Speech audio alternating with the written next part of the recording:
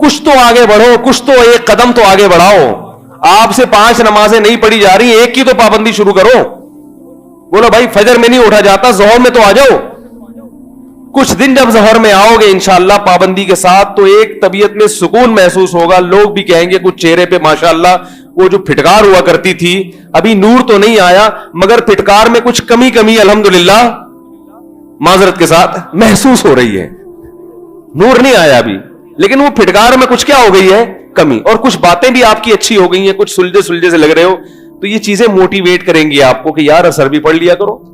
और खुद कुरान कहता है दुनिया में तो मोटिवेट करने वाले लोग होते हैं। कुरान कहता है कि इन्नल्लज़ीना क़ालू रब्बुनल्लाहु सुम्मा इस्तक़ामू ततनज़्ज़लु अलैहिमुल मलाइका, जो लोग गुनाहों से बचते हैं फरिश्ते उनके दिल पे नाजिल होकर उनको मोटिवेट करते हैं। कुदरत की तरफ से उनको मोटिवेट किया जाता है। तो अल्लाह ताला ने आपके लिए दीन पर आने के लिए मोटिवेशनल स्पीकरों पे नहीं छोड़ा हुआ आपको, बल्कि खुद अल्लाह की तरफ से भी क्या किया जाता है, मोटिवेट किया जाता है आपको, और जज्बा बढ़ाते हैं अल्लाह ताला। इसी को हदीस में दूसरे अंदाज में बयान किया गया। नबी सल्लल्लाहु अलैहि वसल्लम ने फरमाया, मन तक़र्रब इलैया शिब्रन तक़र्रबतु इलैहि ज़िराआ।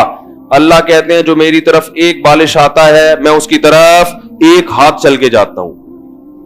जो मेरी तरफ चल के आता है मैं उसकी तरफ दौड़ के। ये क्या है कि जितना वो कर रहा है तो मैं उसको और ज्यादा मोटिवेट करके उसके जज्बे को बढ़ाता हूं। उसको कुछ मेहनत करनी पड़ती है, जितनी वो सोच रहा होता है उतनी नहीं करनी पड़ती मेहनत, लेकिन पहल करनी पड़ेगी आपको। बटन लगा के तो कम से कम तिनका तो उठाना पड़ेगा ना। ये भी अगर तैयार नहीं हो तो भाई फिर नहीं हो सकता।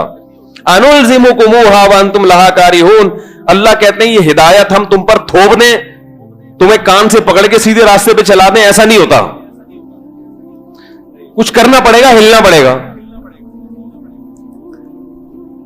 एक नौजवान को आदत पड़ गई फोश फिल्में देखने की। वो कह रहा है मुझसे नहीं छूटती, मैं बहुत तौबा करता हूं, टूटती है तौबा करता हूं। मैंने कहा देखो अपने आप को अपने नफ्स के हवाले ना कर दो।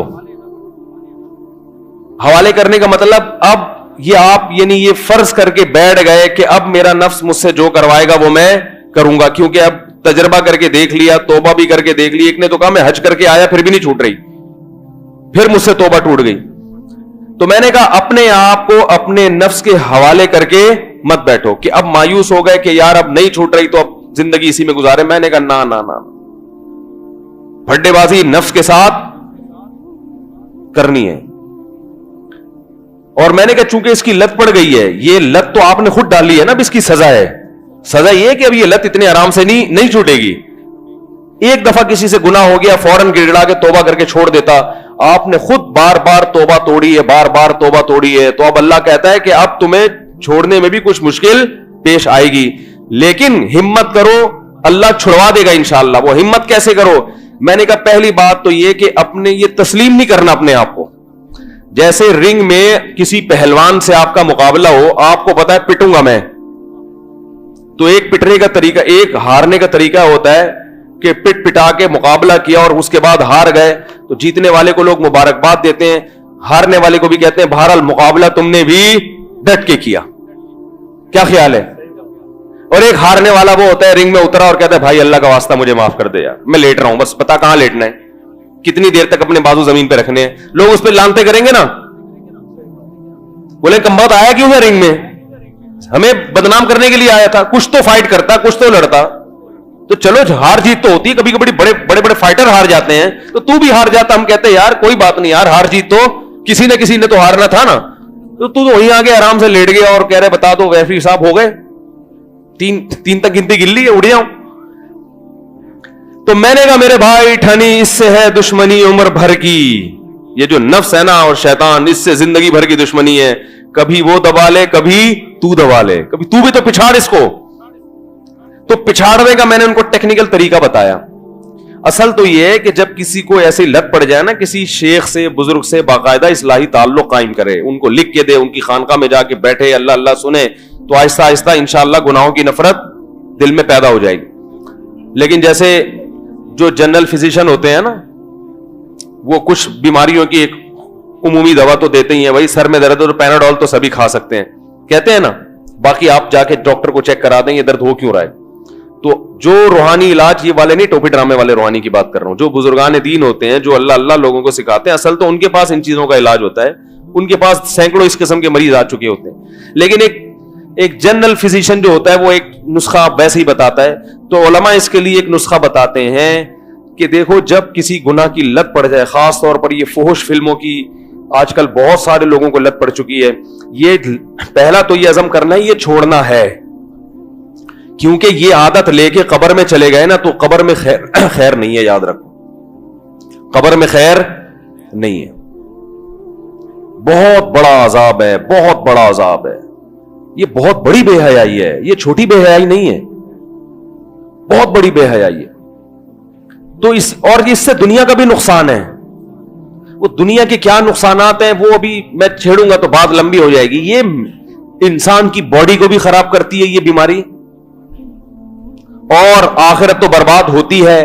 گھریلو نظام خراب ہوتا ہے، میاں بیوی کے تعلقات کے لیے یہ آگ زہر ہے، زہر. بچوں پہ برا اثر، یعنی ایک ایسی گندی چیز ہے کہ جس کے گندے ہونے میں کوئی بھی عقل والا اختلاف نہیں کرے گا. سکون زندگی کا برباد کرتی ہے یہ چیزیں انسان کی. تو اب آپ نے عزم کرنا ہے کہ چھوڑنا تو ہے. اگر کسی نوجوان سے نہیں چھوٹ رہا نا تو وہ کہے بھائی چھوڑنا تو تیرے باپ کو بھی پڑے گا. باپ سے مراد وہ خود ہی ہو، سمجھ رہے ہیں؟ جب ہم کہتے ہیں نا دھمکی میں تیرے باپ کو بھی یہ کام کرنا پڑے گا، تو اسی سٹائل میں بات کرے جس سٹائل میں اپنے دوستوں سے بات کرتا ہے. قرضہ لے کے کوئی بھاگا ہوا ہو نا آپ کا 1 کروڑ روپے، تو آپ اس سے کہتے ہیں وہ کہتے ہیں یار میرے تو گھر میں چولہا ہی نہیں جل رہا، میرے تو گھر میں، آپ کہتے ہیں تیرے باپ کو بھی میرے پیسے واپس کرنے پڑیں گے. تیرے گھر میں چولہا نہیں چل رہا، یہ تیری ہیڈ ایک ہے، یہ میری ہیڈ ایک نہیں ہے. تو پیسے لیتے ہوئے تو کہہ رہا تھا کہ میں فلاں تاریخ کو دے دوں گا اور یہ اور وہ ہے، اب کیوں ہے؟ تو بہانے سنتے ہو اس کے، تو یہی تانا دیتے ہیں بھائی چولہا جل رہا ہے نہیں جل رہا، تیرے بچے کی ٹانگ ٹوٹ گئی، تیری بیوی کے پیٹ میں درد ہے، تیری ساس بستر سے گر گئی، یہ سارے تیری ہیڈ ایک ہیں، میرے پیسے مجھے ہر قیمت پہ چاہیے. تو آپ نے اپنے نفس کو خطاب کر کے کہنا ہے کہ یہ برائی چھوڑنی تو تیرے باپ کو. اب نفس کہے گا مجھ سے نہیں چھوٹ رہی، دیکھو میں تو حج بھی کر کے آ گیا، میں تو عمرہ بھی کر کے آ گیا، میں تو اتنی توبہ کر چکا ہوں، پھر بھی یار کیا کروں. تو کہنا بھائی چھوڑنا تو ہے، اس برائی کو قبر میں لے کے نہیں جانا، چھوڑنا تو ہے، اس پہ تو کوئی دو رائے ہو نہیں. اب کیسے چھوڑنا یہ مسئلہ ہے. تو چھوڑنے کا طریقہ علماء یہ بیان کرتے ہیں کہ جس گناہ کی لت پڑ جائے نا، سب سے پہلے اپنے لیے کوئی سزا متعین کرو کہ یہ گناہ اب میرے لیے سستا نہیں رہے گا، مجھے اس کی کچھ قیمت چکانی پڑے گی، مجھے اس کی کچھ قیمت چکانی پڑے گی. قیمت ایسی ہو کہ نہ اتنی سخت قیمت ہو کہ وہ گناہ سے بچنے سے بھی زیادہ مشکل ہو. کہ آدمی کہے، جیسے ایک آدمی کو کوئی برائی نہیں چھوٹ رہی، وہ کہہ رہا ہے میں 1 سال کے روزے رکھوں گا. اب جس سے وہ برائی نہیں چھوٹ رہی وہ 1 سال کے روزے کہاں رکھے گا؟ اتنا کانفیڈنس ہوتا ہے بھائی تو برائی نہ چھوڑ، اتنا نیک ہوتا تو برائی نہیں چھوڑ دیتا. وہ ایک صاحب کو چوری کی عادت پڑ گئی، میرے پاس آئے، میں نے کہا یار جب بھی چوری ہونا اتنے روزے رکھا کرو.